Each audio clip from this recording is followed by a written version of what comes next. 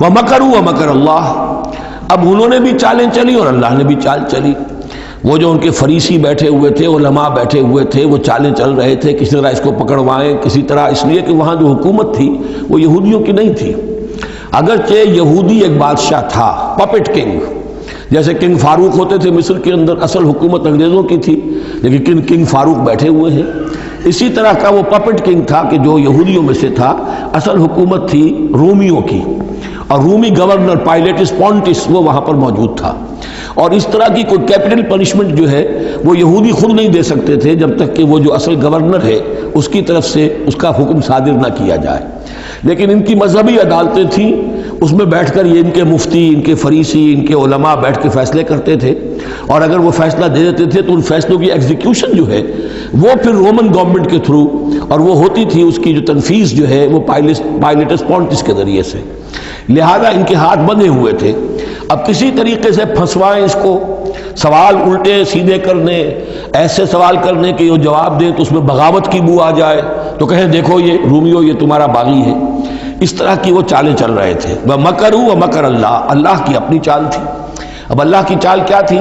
اب اس کی تفصیل قرآن میں نہیں ہے، یعنی یہ کہ ان کے حواریین میں سے ہی ایک نے دھوکہ دیا اور حضرت مسیح علیہ السلام کو گرفتار کروایا۔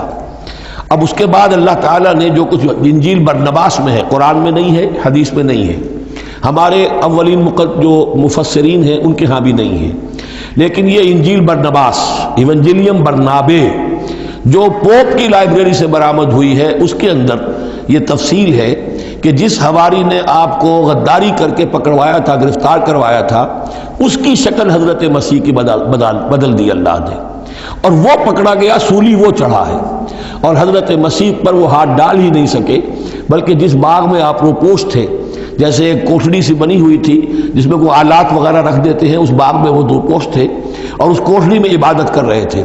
باقی جو ان کے حواری ہیں 12 وہ باہر تھے۔ اس وقت وہ سٹک گیا، ایک شخص وہاں سے چپکے سے گیا کہ اب میں پکڑواؤں گا، اور جا کر جو ہے وہ سپاہیوں کو لے آیا، رات کے وقت قندیلیں لے کر آئے۔ اس نے کہا میں اندر جاؤں گا، جسے میں کہوں اے ہمارے استاد بس پکڑ لینا وہی مسیح ہے، اس لیے کہ رومیوں کو کیا پتا تھا وہ مسیح کون ہے، وہ تو یہودی ہے، لہذا جیسے ہمارے یہاں پولیس والوں کو کیا پتا ہے وہ آئے ہیں، آئیڈینٹیفائی کون کرے گا۔ تو اس نے کہا کہ میں کہوں گا اے میرے آقا میرے استاد بس پکڑ لینا۔ اب یہ جب اندر داخل ہوا تو جیسے ہی کمرے میں داخل ہوا، اس کوٹھڑی میں اس کی چھت پھٹی، 4 فرشتے نازل ہوئے، حضرت مسیح کو لے کر وہ چلے گئے، اور اس شخص کی شکل جو ہے وہ بدل دی گئی حضرت مسیح والی۔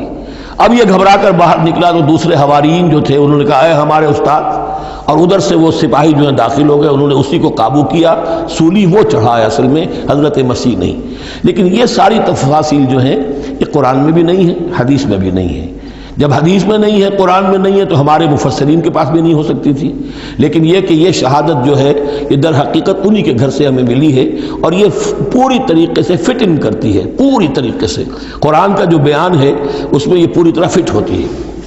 وَمَكَرُوا وَمَكَرَ اللَّهُ، انہوں نے اپنی سی چالیں چلی، اللہ نے اپنی چال چلی، وَاللَّهُ خَيْرُ الْمَاكِرِينَ، اور اللہ تعالیٰ جو ہے وہ بہترین چال چلنے والا ہے۔